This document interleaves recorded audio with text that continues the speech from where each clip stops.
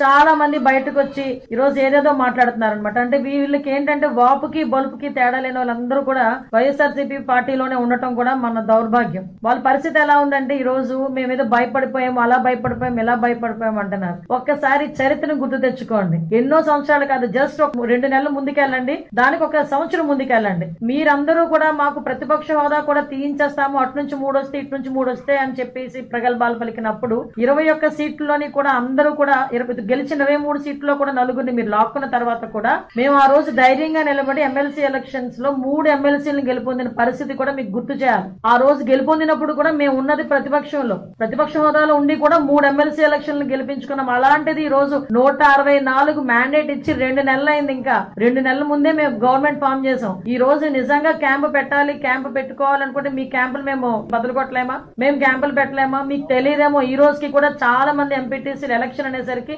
వైఎస్ఆర్సీపీ ఎంపీటీసీలు చాలా మంది మాకు టచ్ లోకి వచ్చారు. కానీ ఈ రోజు గెలాలనుకుని మేము నిర్ణయించుకుంటే గనక చాలా ఈజీగా మంచి మెజార్టీతో గెలిచే పరిస్థితి మాకుంది. కానీ ఈ రోజు విలువలతో కూడా రాజకీయాలు చేయాలని విలువలు కలిగిన నాయకుడు, విలువలు కలిగిన పార్టీలు అందరం కలిసి ఈ రోజు నిర్ణయం తీసుకున్నాం ఈ రోజు. కాబట్టి దయచేసి ఏం చెప్తున్నాం అంటే ఈ రోజు ఇదేదో మేము బ్యాక్ స్టెప్, ఇది బ్యాక్ స్టెప్ కాదు, ఆగేమంతే. ఎందుకంటే విలువలకి గౌరవం ఇచ్చి, రాజకీయ విలువలకి గౌరవం ఇచ్చి ఆగిన పరిస్థితి ప్రతి ఒక్కరు కూడా అర్థం చేసుకోవాలి.